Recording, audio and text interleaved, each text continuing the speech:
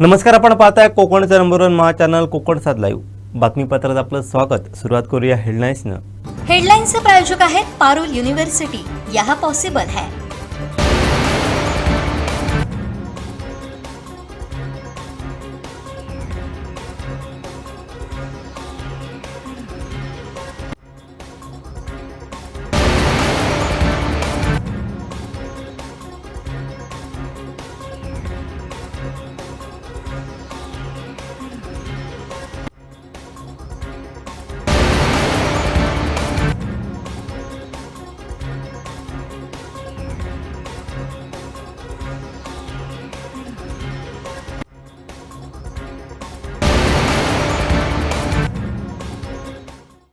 आता पाहूया सविस्तर बातम्या।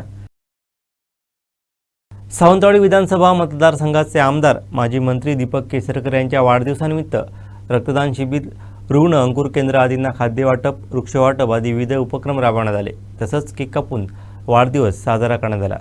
दीपक केसरकर यांच्या कुटुंबियांकडूनही वाढदिवस साजरा केला।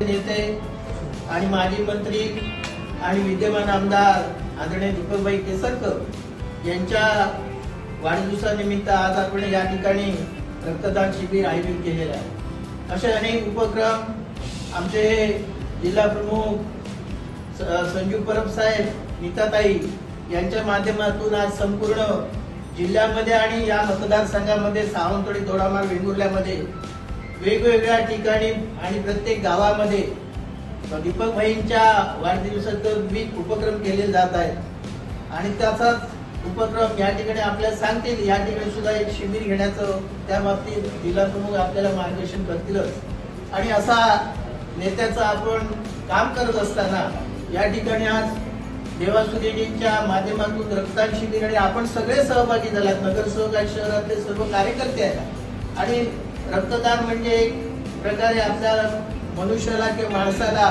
एक आधार देणं आणि त्याला एक चांगल्या पद्धतीने आरोग्य त्याचं असू दे किंवा जीवदान देणं हे सगळ्यात महत्त्वाचं काम आपण या ठिकाणी करतो।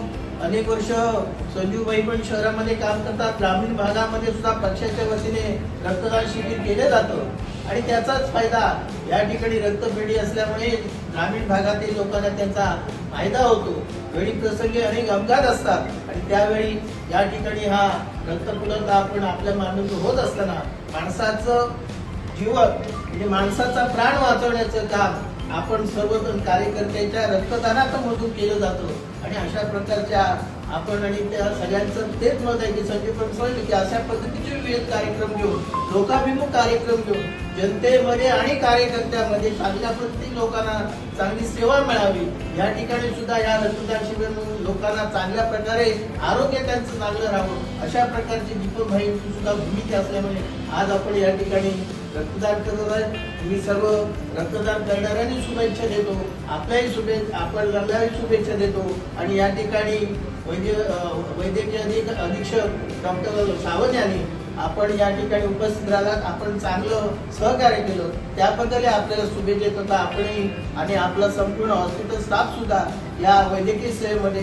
चांगल्या पद्धतीने काम करत असतात आणि आपलं की दीपक भाईंच्या माध्यमातून काही लोकांना माहिती नसेल अनेक कोट्यानी रुपये या ठिकाणी निधी उपलब्ध करून दिलेला आहे। आम्ही फक्त जाहिरात करत नाही म्हणून ही एक संधी साधून मी आपल्याला सांगतो की आमच्याकडे तशी यादी आहे, वैद्यकीय अधीक्षकांच्या कार्यालयात सुद्धा यादी आहे की लोक काय ते सांगतात की काय सेवा केली जात नाही, कोण लक्ष घालत नाही। संजू परब तर नेहमीच असतं, सूर्याजी तर नेहमी जागेवर असतो, आमच्यासारख्या ग्रामीण भागात समजल्यानंतर आम्ही नंतर येतो हॉस्पिटलमध्ये। अशा प्रकारे रात्रंदिवस 24-48 तास सेवा देण्याचं कार्यकर्त्यांचं काम हे निश्चितच प्रेरणादायी आहे आणि अशा प्रकारे ह्या हॉस्पिटलचं दीपक भाईंनी सुद्धा अनेक प्रकारे मोठे साहित्य रूपात असू दे, पैशाच्या रूपात असू दे, आमदार निधी असू दे, शासकीय निधी असू दे, अनेक निधीमधून या हॉस्पिटलमध्ये सुविधा उपलब्ध केल्या आहेत। काही अडचणी आहेत त्या निश्चितच होणार आहेत, हे संपूर्ण महाराष्ट्रामध्ये सुद्धा यापुढे वैद्यकीय काही डॉक्टर स्टाफ नसतो ते पण सुद्धा करण्याच्यासाठी स्वतः जिल्हा प्रमुख सुद्धा प्रयत्नशील आहे आणि आपण या ठिकाणी आला चांगल्या प्रकारे ते चांगल्या प्रकारे योगदान देण्याचं काम केल्याबद्दल आपल्याला शुभेच्छा व्यक्त करून मी या ठिकाणी थांबतो। आज आपले लाडके आमदार विद्यमान आमदार माननीय दीपकभाई केसरकर यांच्या बाबांच्या वाढदिवसानिमित्त आमचं इथे येणं होतं आणि त्यावेळी ह्या अडीअडचणी आम्ही बघत असतो, परंतु कायमस्वरूपी आमचे देव्या सूर्याजी असो किंवा इथला स्टाफ असो किंवा डॉक्टर साहेब आता आपण रुजू झालेला आहात, ह्या ज्या अडीअडचणी ह्याच्यापूर्वी आपले डॉक्टर होते त्यांनी खूप चांगलं सगळ्यांना मदत केलेली आहे, तशीच आपणही करावी आणि अशी मी आपल्याला विनंती करते, कारण अडीअडचणीतून मार्ग काढूनच आपल्याला पुढे जायचं आहे। आणि ह्या सगळ्या गोष्टीमध्ये आजचं जे आपण रक्तदानाचं शिबिर असो किंवा फळ वाटप सारखं हे एक माध्यम आहे की दीपक भाईंनी आपल्या प्रती जी आपली आठवण काढलेली आहे आणि आठवणीतून ह्या हॉस्पिटलला काही ना काही मदत व्हावी या उद्देशाने हे उपक्रम आपण राबवलेले आहे। सर्व दानामध्ये जे काही श्रेष्ठ दान असतं हे रक्तदानाचं दान असतं, कारण ह्याच्यामध्ये आपण कुणाचे तरी प्राण वाचवत असतो आणि ते आपल्याला माहीतही नसतं आणि त्यामुळे जे रक्तदान आज करणारे असतील त्या सगळ्यांना चांगलं आरोग्य लाभो असे मी आशा व्यक्त करते। तसेच आपले माननीय दीपक भाई यांनाही चांगलं आरोग्य लाभो आणि त्यांच्या हातून अनेक चांगल्या सुविधा इथपर्यंत आपल्यापर्यंत राजकारणाच्या माध्यमातून पोहोचू दे अशी मी ईश्वराकडे प्रार्थना करते। दीपक भाईंना वाढदिवसाच्या लाख शुभेच्छा देतो, त्यांना उदंड आयुष्य आरोग्य पाटेकर देव अशी पाटेकरांनी प्रार्थना करतो आणि देवा सूर्याजी आणि देवा सूर्याजीच्या टीमचं सुद्धा अभिनंदन करतो की त्यांनी दीपकभाईच्या वाढदिवसादिनी हा एक सुंदर उपक्रम जो समाजाला उपयोगी आहे असा उपक्रम साधला, म्हणून देवा सूर्याजीच्या आणि देवा सूर्याच्या टीमचं अभिनंदन। अशोक दळवींनी सांगितलं की सन्मान्य केसरकर साहेबांनी या मतदारसंघासाठी ग्रामीण भागात असो किंवा शहरात असो काय काय कामं केली, पण त्याचा मोठेपणा कधी दीपकभाईंनी घेतला नाही आणि घेणार पण नाही। गेली 1.5 वर्ष मी त्यांच्याबरोबर काम करतोय, याच्या आधी आम्ही राणेसाहेबांबरोबर काम केलं, पण या 1.5 वर्षात मला असे अनुभव आले की सरळ साधा माणूस, कधी कोणाचं वाईट न बघणार माणूस म्हणजे सन्मान्य दीपक केसरकर साहेब। काही असू दे पण कोणाचं वाईट चिंतत नाहीत आणि वाईट बघत नाहीत आणि आम्ही अनेक वेळा त्यांच्या गाडीत बसतो, त्यांच्याशी संपर्क साधतो, त्यांच्याशी बैठका करतो, पण सगळ्यांचं चांगलं व्हावं हा त्यांचा उद्देश असतो। म्हणून असं एक दीपक केसरकर आमदार असे मतदारसंघाला परत मिळणं कठीण आहे आणि भविष्यात मी अशी प्रार्थना करतो की त्यांना या महाराष्ट्र राज्याचं मंत्रिपद मिळावं अशी मी पाटेकरांनी प्रार्थना करतो आणि निश्चितपणे मंत्रिपद त्यांना मिळेल अशी मला खात्री आहे। त्याच्यामुळे त्यांच्या वाढदिवसानिमित्त याच शुभेच्छा देतो। की त्याने उत्तरोत्तर त्यांची प्रगती हो आणि त्यांच्या ज्या ज्या काही मनात इच्छा आहेत त्या पूर्ण हो. नांगरतासवाडी परिसरात भात लावणीसाठी गेलेले 4 शेतकरी अचानक आलेल्या पुराच्या पाण्यात अडकल्याची थरारक घटना घडली. मात्र माहिती मिळताच Sahyadri adventure rescue group Amboli सांगलीच्या पथकानं तत्परतेने घटनास्थळी धाव घेत या 4 जणांना सुखरूप बाहेर काढलं. नांगरतासवाडी येथे शेतकरी व महिला शेतात भात लावणीचं काम करत होते. दरम्यान दुपारी 12च्या सुमारास आंबोली परिसरात अचानक झालेल्या ढगफुटीसारख्या पावसामुळे अचानक पाण्याचा प्रवाह आणि पातळी वाढली. त्यामुळे हे 4 जण बाहेर पडू शकले नाहीत आणि पुरात अडकलेत. आंबोली पापडी पुलाच्या खाली आसोलकर मळ्यात ही घटना घडली. दरम्यान या घटनेची माहिती मिळताच आपत्कालीन परिस्थितीत सदैव तत्पर असणाऱ्या सह्याद्री ॲडव्हेंचर रेस्क्यू ग्रुपचे जवान तात्काळ घटनास्थळी दाखल झाले. परिस्थितीचं गांभीर्य ओळखून रेस्क्यू टीममधील उत्तम नार्वेकर, सुजित नायर आणि मायकल डिसुदा, संतोष पालेकर, राजू राऊळ, नारायण चव्हाण यांनी जीवाची पर्वा न करता थेट पाण्याच्या वेगवान प्रवाहात उडी घेतली. या तिघांनी अत्यंत कौशल्याने आणि धैर्याने पाण्यात अडकलेल्या 4 जणांपर्यंत पोहोचून त्यांना एक एक करून सुरक्षितपणे पाण्याच्या बाहेर काढलं. सह्याद्री ॲडव्हेंचर रेस्क्यू ग्रुपनं दाखवलेल्या तत्परतेमुळे आणि धाडसामुळे 4 जणांचे प्राण वाचले असून परिसरातून रेस्क्यू टीममधील जवानांचं आणि संपूर्ण ग्रुपचं कौतुक होत आहे. संकट काळात हा ग्रुप नेहमीच देवदूत बनून मदतीसाठी तत्पर असतो, याची पुन्हा एकदा या घटनेनं प्रचिती आली आहे.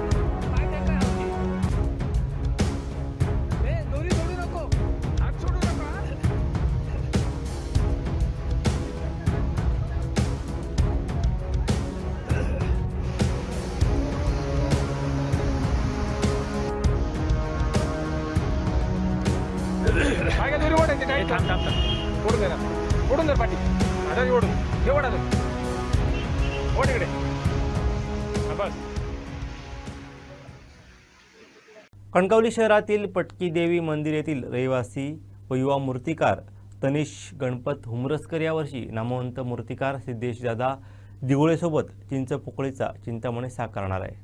तनिषला लहानपणीपासून गणपती बनवण्याची आवड होती. तो कणकवलीमध्ये मूर्तिकार महेश कुवळे व प्रदीप गोठणकर, मिथिलेश गोठणकर यांसारख्या मोठ्या मूर्तिकारांसोबत काम करत होता. केवळ 19 वर्ष वय असलेला तनिष मुंबईतील परळ वर्कशॉपमध्ये कलागंध आर्ट्समध्ये आपल्या कलेची छाप सोडताना दिसतोय.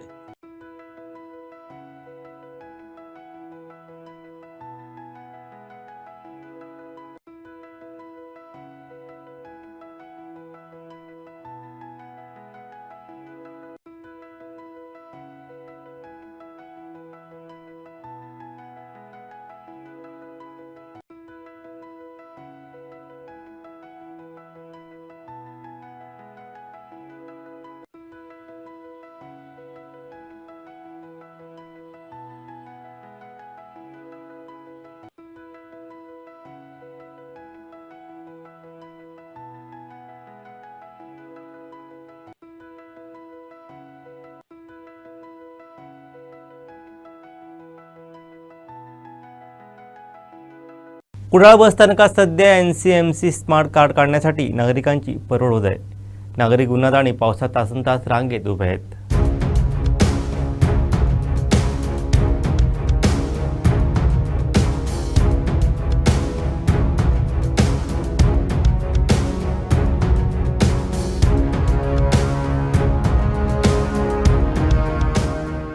सकाळी 9:30 वाजता आलो होतो. काय काय कशासाठी गेला? हे करत होतो एसटीचं कार्ड कार्ड काढण्यासाठी. आता किती वाजता गावाला तुमचा कार्ड? आता गेलो 12:30 वाजता 12. तुमची काय या म्हणजे आता परत कधी बोलवले आणि कधी दिसले कार्ड? 10 तारखेला बोलवतो. 10 तारखेत परत येतात. हो पाहिजे तुला आता किती पैसे भरला? 200 रुपये घेतले. 200 रुपये घेतले.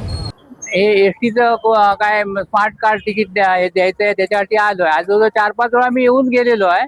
तिथे जो नंबर दिला आहे तो कॉन्टॅक्ट लावल्यानंतर होतच नाही. नंबर फोन स्विच ऑफ म्हणून सांगताय. आज मी सकाळी फोन केला तर जो मुलगा आज आहे त्याच्या आईने उचलला आणि त्यांनी काय सांगितलं आज चालू आहे तुम्ही जावा म्हणून. मी आलो आहे जवळजवळ आता मी रिक्षाने आलो आहे काळच्यावरून.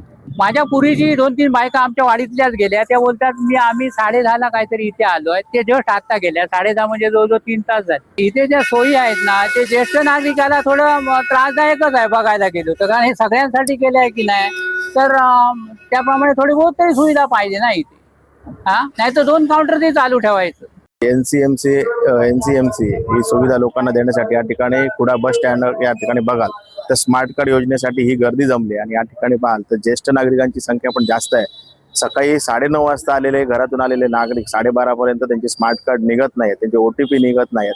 आतमध्ये पाहाल तर तुम्ही ज्या ठिकाणी हे स्मार्ट कार्ड काढलं जाते त्या ठिकाणी ज्येष्ठांना बसण्याची साधी व्यवस्था पण नाहीये. आतमध्ये बघाल तर व्हेंटिलेशन पण नाहीये. एखादा वृद्ध या ठिकाणी चक्कर येऊन पडेल अशा प्रकारची या ठिकाणी शासनाची व्यवस्था आहे. शासनाचा हा भोंगळ कारभार आहे आणि शासनाने या ठिकाणी तात्काळ लक्ष द्यावं. खेड्यापाड्यातील लोक हे स्मार्ट कार्ड काढण्यासाठी कोणत्या तरी आशेने आज कुडाचं हे स्थानक म्हटल्यानंतर एकदम घोडगे, सोनवडे या ठिकाणी लांब लांबची गावं आहेत, शिवापूर आहे, या ठिकाणी लांबची लोक सकाळी स्मार्ट कार्ड काढायला येतात आणि 3-3 तास लाईन मध्ये राहत आहेत. या ठिकाणी ज्येष्ठ नागरिक पण आहेत. एसटीने या ठिकाणी तात्काळ या लोकांची समस्या जाणून या ठिकाणी त्यांना तात्काळ त्यांची स्मार्ट कार्ड काढून द्यावं. नाहीतर शिवसेना आणि युवा सेनेच्या माध्यमातून नक्कीच या ठिकाणी येत्या 15 दिवसामध्ये हे त्यांनी जर नियमित नाही केलं तर धडक आम्ही ST डेपोला देणार आहोत. आंबा काजू विम्याची रक्कम शेतकऱ्यांच्या खात्यात जमा व्हायला सुरुवात झाल्याची माहिती सतीश सावंत यांनी दिली आहे. पाहूयात. 25-26 मध्ये जी आंबा आणि काजू फळपीक विमा योजना केंद्र आणि राज्य सरकारमार्फत जी राबवण्यात येते त्यामध्ये 1 नोव्हेंबर 25 ते 30 नोव्हेंबर 25 ह्या कालावधीमध्ये आंबा आणि काजू ज्या शेतकऱ्यांनी विमा हप्ता भरलेला होता आणि साधारण 1 डिसेंबर ते 15 मे 2026 ह्या कालावधीमध्ये आंबा आणि काजूच्या ज्या काही हवामान बदलाच्या जे काही बदल झाले त्याच्या आधारे सिंधुदुर्ग जिल्ह्यातील साधारण 35,000 शेतकऱ्यांना साधारण 86 कोटी रुपये आंबा काजू विम्याची रक्कम ही कालपासून जमा व्हायला सुरुवात झालेली आहे. मला वाटतं दरवर्षी रक्कम साधारण सप्टेंबर, ऑक्टोबर, नोव्हेंबरमध्ये येते. पण ह्या जिल्ह्याचे पालकमंत्री सन्माननीय नितेशजी राणे यांनी मे महिन्यामध्ये आंबा आणि काजू कंपनीची जी विमा कंपनी होती ह्या विमा कंपनीची मीटिंग जिल्हाधिकारी कार्यालय सिंधुदुर्ग येथे त्यांनी आयोजित केलेली होते. त्यामध्ये त्यांनी सक्त सूचना दिलेल्या होत्या की जुलै महिन्याच्या आत ही विम्याची रक्कम कोणत्याही परिस्थितीत जमा झाली पाहिजे.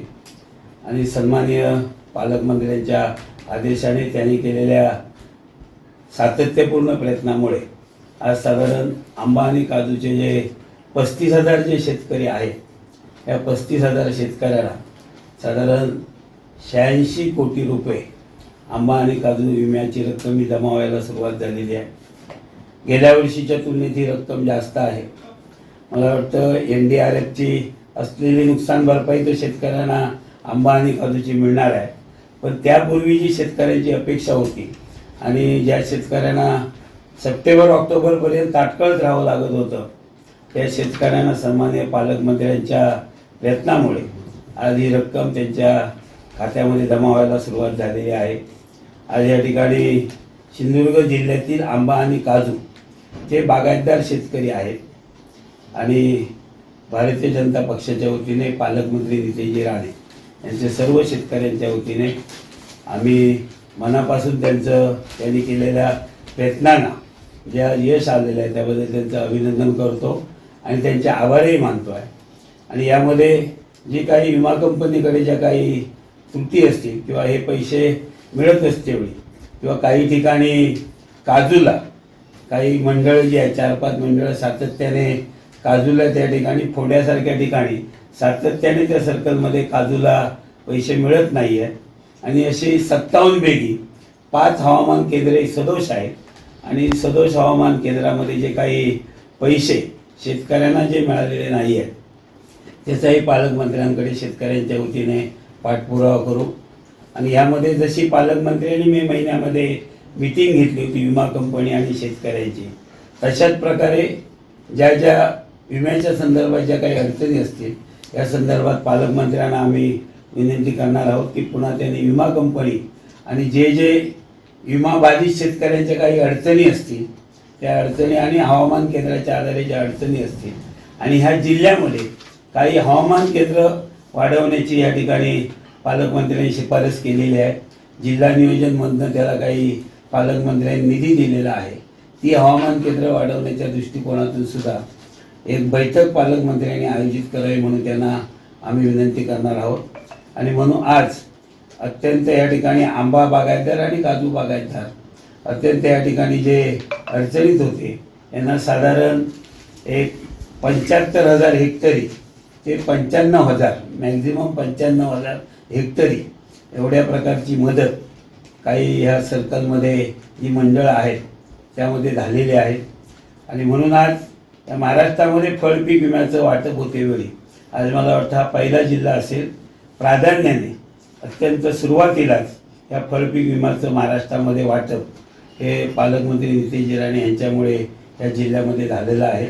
आणि म्हणून अशाच प्रकारचा त्यांनी पाठपुरावा ठेवल्यामुळे अधिकाऱ्यांना किंवा त्या विमा कंपनीच्या अधिकाऱ्यांनी सातत्याने त्यांनी आढावा घेतल्यामुळे ही विमा रक्कम मिळण्यामध्ये आज शेतकऱ्यांना मिळालेली आहे.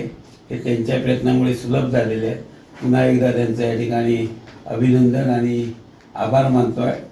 भविष्यात शेतकऱ्यांना या ठिकाणी विम्याच्या संदर्भात कोणत्याही अडचणी येऊ नये म्हणून पालकमंत्र्यांजवळ या ठिकाणी सातत्याने आम्ही पाठपुरावा करणार आहोत. आणि कालच्या 15 जुलैपासून ई पीक पाणी आंबा आणि काजू या संदर्भात ई पीक पाणी ही जुलैपासून चालू झालेली आहे. ती प्रत्येक शेतकऱ्यांनी जागरूकतेने या ठिकाणी ई पीक पाणी आंबा आणि काजूची करावी. आणि भाताच्या संदर्भात जो विमा आहे त्याची मुदतसुद्धा उद्याच्या 31 जुलैपर्यंत आहे. भाताची सुद्धा ई पीक पाणी जे आहे काही शेतकऱ्यांना उद्या भात विक्री करतेवेळी ई पीक पाणीची जी अडचण होते गेल्या वर्षी साधारण 500 शेतकऱ्यांना ई पीक पाणी न झाल्यामुळे साधारण त्यांची अडचण झालेली होती. आणि म्हणून भात उत्पादक जे शेतकरी आहेत भात उत्पादक शेतकऱ्यांनी सुद्धा आंबा काजू उत्पादक शेतकऱ्यांनी सुद्धा 31 जुलैच्या पूर्वी आपली ई पीक पाणी करून घ्यावी जेणेकरून उद्या विमा जो आहे हे भरण्यामध्ये त्यांना सुलभ होईल. आणि म्हणून पुन्हा एकदा काही विमा कंपनीच्या जर काही याच्यामध्ये त्रुटी असतील त्यांनी सन्माननीय पालकमंत्री नितेश राणे यांचं जे कणकवलीचं जे कार्यालय आहे त्या कार्यालयामध्ये त्या ठिकाणी संपर्क करावा जेणेकरून त्या अडचणी त्यांना आपल्याला त्या ठिकाणी सोडवता येतील. आणि आंबा आणि काजू आज या ठिकाणी मला वाटतं आंबा आणि काजू विमा कंपनीची ही योजना चालू झाल्यापासून प्रथमच यावर्षी जुलैमध्ये ही भरपाई मिळण्याची ही पहिलीच वेळ आहे. त्याबद्दलही केंद्र राज्य शासन आणि पालकमंत्र्यांना धन्यवाद आम्ही देतो. सावंतवाडी विधानसभा मतदारसंघाचे आमदार दीपक केसरकर यांच्या वाढदिवसानिमित्त वेंगुर्ला तालुका शिवसेना सचिन वालावलकर मित्रमंडळ व भक्तश्रेष्ठ कमलाकर पंत लक्ष्मण वालावलकर डेरोण यांच्या वतीने वेंगुर्ला उपजिल्हा रुग्णालय इथं आयोजित करण्यात आलेल्या भव्य आरोग्य तपासणी शिबिराचा 437 रुग्णांनी लाभ घेतला. या शिबिराचं उद्घाटन मान्यवरांच्या हस्ते छत्रपती शिवाजी महाराज, स्वर्गीय बाळासाहेब ठाकरे व आनंद दिघे यांच्या प्रतिमेला पुष्पहार अर्पण करून व दीपप्रज्वलनानं करण्यात आलं.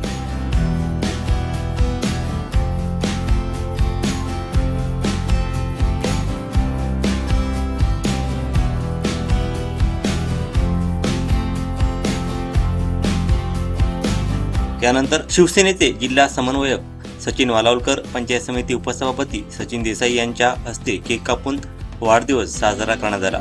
Happy birthday to you. Happy birthday to you. Happy birthday dear Bharti. Happy birthday to you. बार बार ये दिन आए, बार बार ये दिन आए, तुम जियो हजारों साल नहीं है आरज़ू. Happy birthday to you.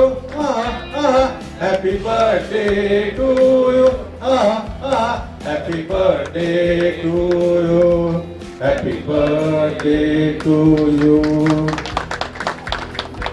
यावेळी शिवसेना पदाधिकारी यांच्या वतीने उपस्थित डॉक्टरांचं स्वागत करण्यात आलं. यावेळी तालुका प्रमुख बाळा दळवी, जिल्हा संघटक सुनील डुबळे, शहर प्रमुख अजित राऊळ यांच्यासहित शिवसेना पदाधिकारी, नगरसेविका, पंचायत समिती सदस्य व कार्यकर्ते उपस्थित होते. उद्घाटन कार्यक्रमाचं सूत्रसंचालन आबा कोचरेकर तर आभार प्रदर्शन जिल्हा प्रमुख हर्षद डेरे यांनी केलं.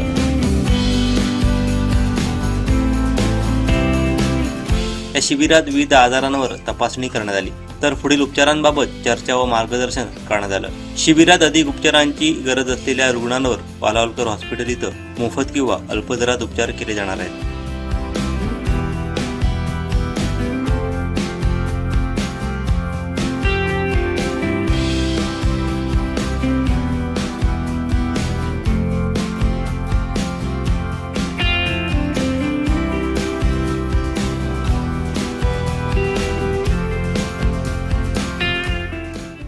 या शिबिराच्या निमित्ताने ज्यावेळी डेव्हन हॉस्पिटलचे सर्वेसर्वा विकास वालावलकर साहेब आणि त्या ठिकाणच्या डीन मॅडम, पाटील मॅडम आणि पाटील सर यांच्याशी आपण कॉन्टॅक्ट केला आणि अतिशय चांगल्या पद्धतीचं सहकार्य त्या हॉस्पिटलने हे शिबिर घेण्याकरिता आम्हाला दिलं. त्यामुळे त्यांचं प्रथम सुरुवातीलाच मी मनापासून या ठिकाणी स्वागत करतो आणि त्यांचं अभिनंदन करतो.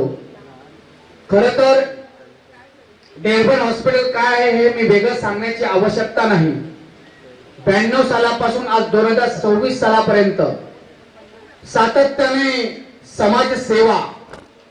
समाजसेवेचं व्रत म्हणजे काय याची जाणीव असणारी जी माणसं या समाजामध्ये आहेत, या जगामध्ये आहेत, त्याच्यापैकी एक म्हणजे हे हॉस्पिटल चालवणारे जे सर्वेसर्वा वालावलकर कुटुंबीय, जोशी महाराज यांच्या माध्यमातून अखंड सेवा ही गेले अनेक वर्ष या कोकणातील गोरगरीब जनतेला सेवा देण्याचं काम, त्याचप्रमाणे या सेवेच्या माध्यमातून सेवा देण्याकरिता लागणारा जो स्टाफ आहे, कारण फक्त एखादं युनिट ओपन केलं, चालू केलं म्हणून होत नाही, तर त्याच्याकरिता डॉक्टर्स असतील, परिचारिका असतील, वॉर्ड बॉय असतील, वेगवेगळी टीम लागते.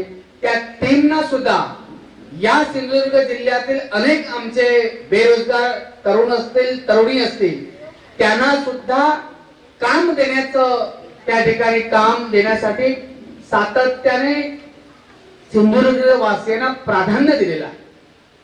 म्हणून मी त्यांचं अत्यंत मनापासून ऋणी आहे. अशी सेवा गेले अनेक वर्ष करतायत आणि भविष्यामध्ये सुद्धा त्याच्यामध्ये मोठ्या प्रमाणामध्ये सुधारणा होत आहेत. वेगवेगळ्या येणाऱ्या टेक्नॉलॉजीमध्ये, वेगवेगळ्या येणाऱ्या ज्या मशिनरी आहेत, त्या मशिनरी सुद्धा वेगवेगळ्या त्या ठिकाणी येऊन लोकांना अधिकच्या अधिक सुविधा कशी देता येईल, जगाच्या पुढे आज जे जे काही नवीन येत आहे ते आमच्या हॉस्पिटलच्या माध्यमातून माझ्या असणाऱ्या रुग्णांना कसं मिळेल याच्याकरता सातत्याने हे रुग्णालय प्रयत्न करत आहे आणि स्वामी समर्थांच्या कृपेमुळे ते त्यांना यशही येत आहे. असू देत, खरं तर हे फार मोठं काम आहे आणि त्या टीमचं मी सर्व टीमचं परत एकदा मनापासून स्वागत करतो. आज दीपकबाईंच्या वाढदिवसानिमित्त शिवसेना पक्षाच्या आमच्या पदाधिकारी असतील, कार्यकर्ते असतील, उपजिल्हा रुग्णालयाचे माझे सर्व डॉक्टर्स, नर्सेस, वॉर्ड बॉय सर्वांनी अतिशय मनापासून सहकार्य केले आणि करतायत. पेशंटना सुद्धा कोणती गैरसोय होऊ नये याच्याकरता सुद्धा सातत्याने आम्ही लक्ष ठेवून आहोत. खर तर वाढदिवस साजरा करत असताना दीपक भाईंनी कधीही कोणत्याही पद्धतीचं सेलिब्रेशन करणं, मोठमोठी आश्वासन हे न करता आपण सर्वसामान्य कुटुंबातील लोकांना काय मदत करू शकतो, गोरगरीब जनतेला काय मदत करू शकतो, मग ती हॉस्पिटलच्या निमित्ताने या ठिकाणी रुग्णसेवा असेल, वेगवेगळ्या शैक्षणिक उपक्रम असतील, या सर्व पाण्याचा लोकांचा प्रश्न असेल, विजेचा प्रश्न असेल, अनेक प्रश्न समाजामध्ये आजही लोकांचे आहेत. परंतु सामाजिक बांधिलकी म्हणून दीपकभाई केसरकर तेच नाही तर त्यांचे वडील असतील, त्यांचे आजोबा असतील, हा गेले 3 पिढ्याचा त्या ठिकाणी ते सेवा ही लोकांच्या करता देत आहेत. हे सर्व जनतेला, सर्व नागरिकांना माहिती आहे. म्हणून मी आपणा सर्वांना जास्त वेळ न घेता विनंती करेन की आजच्या या कॅम्पच्या दृष्टिकोनातून जे डॉक्टर कुडाळ नगरपंचायतीच्या विशेष सभेत भाजप नगरसेविका संध्या तेरसे आणि नगराध्यक्षा प्राजक्ता बांदेकर शिरवलकर यांच्यात जोरदार खडाजंगी झाली. पाहूयात.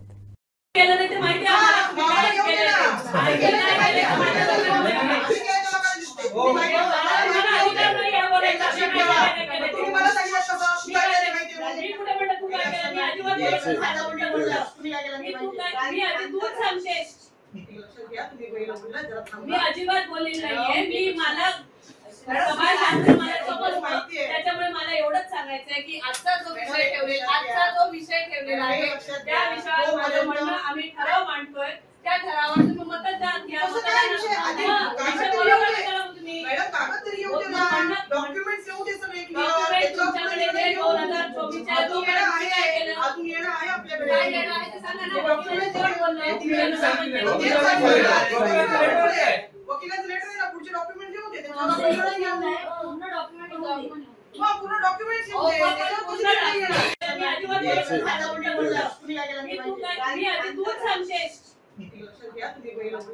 मी अजिबात बोलली नाहीये. मी मला कुडाळमधील हिंदू कॉलनीतील 141 गुंठे जागा नगरपंचायतीच्या हातातून निसटली आहे. मुख्याधिकारी आणि प्रशासनानं कागदपत्रे लपवून ठेवल्याचा थेट आरोप नगरसेविका संध्या तेरसे यांनी केला. यावरून सभागृहात जोरदार खडाजंगी पाहायला मिळाली.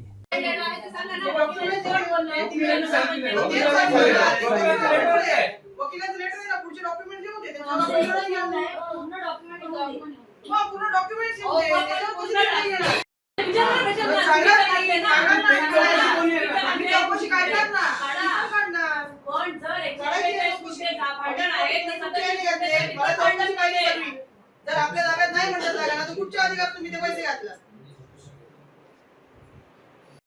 भांडे नामक व्यक्ती दोषी आहे. तुम्ही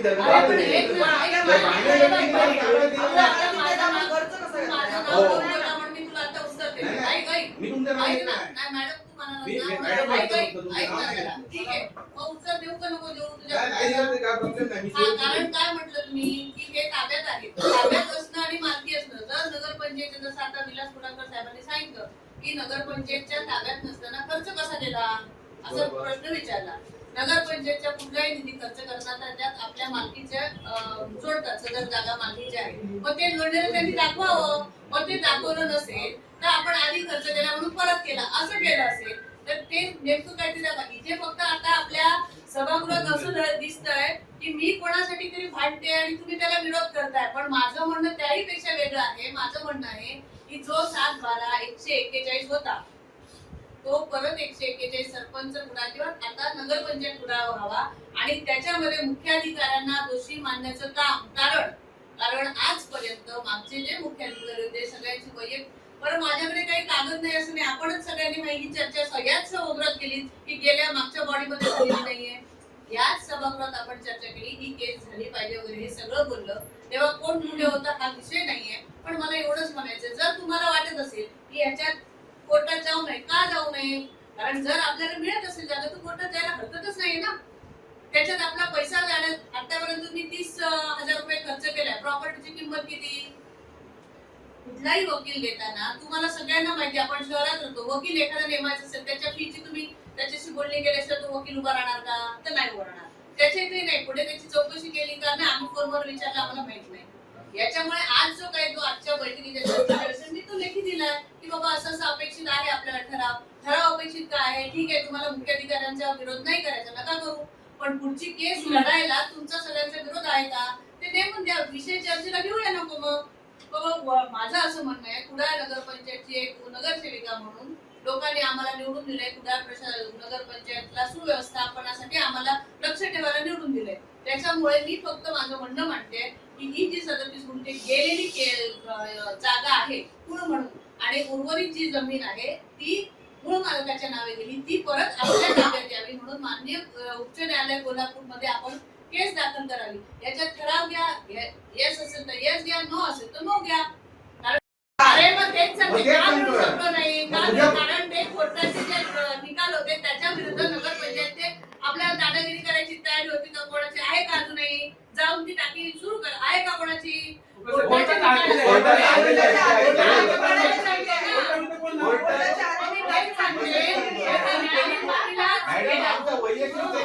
लोकांना पाणी मिळावं हीच आमची भूमिका. तुम्हाला काय माहिती आहे तर म्हणजे सांगताय काय. आणि आम्ही तर आता 5 वर्षच झाली, तुम्ही तर आम्हाला सिनियर आतापर्यंत तुम्ही ह्या विषयात बोलत असताना आम्ही काय बोललोच नाही, कारण तुम्ही आम्हाला ज्येष्ठ होता. 15 वर्ष आज आपण पहिली 5 वर्ष ग्रामपंचायत सदस्य आहात, पुढची 10 वर्ष नगरपंचायत मध्ये आहात म्हटल्यावर आपल्याला त्याची माहिती आमच्यापेक्षा जास्त असणं गरजेचं आहे. फक्त विषय काय झाला की ह्याच्या नगरपंचायत घोटाळा की बाबा नगरपंचायतचा घोटाळा म्हणजे काय, ऑलरेडी त्याच्यावर खर्च पडलाय हे स्पष्टीकरण त्याच्यात होतं. आमची साहेब एवढीच इच्छा आहे की लोकांना पाणी मिळावं. जे गेले आता माझ्या हिशोबाने तरी 15 ते 16 वर्ष झाली या टाकीचा वापर अजूनपर्यंत काही नाही आहे. त्यामुळे लोकांना पाणी मिळावं हीच आमची माफक इच्छा आहे. जर मॅडम म्हणत असतील, जर त्यांना कॉन्फिडन्स असेलच की आपण जिंकू, कारण आता आपण लढलो आणि जर समजा भविष्यात आपण जर समजा परत असं होऊ देत नको पण ठरलो तर आपण संबंधित जागे मालकाकडे तडजोड करू शकत नाही, कारण ऑलरेडी तडजोडीसाठी त्यांचं पत्र आहे. त्यामुळे या सभात त्यांनी सांगितलं जर समजा असं असेल तर आपण सगळ्या सभागृहांनी जो निर्णय घेईल तो आम्हाला मान्य असेल. पण आमचं वैयक्तिक असं म्हणणं आहे की जर पाण्याचा प्रश्न लोकांचा मिटत असेल तर. शेवटी ठळक घडामोडी पुन्हा एकदा. हेडलाईन्सचे प्रायोजक आहेत पारुल युनिव्हर्सिटी. यह पॉसिबल है.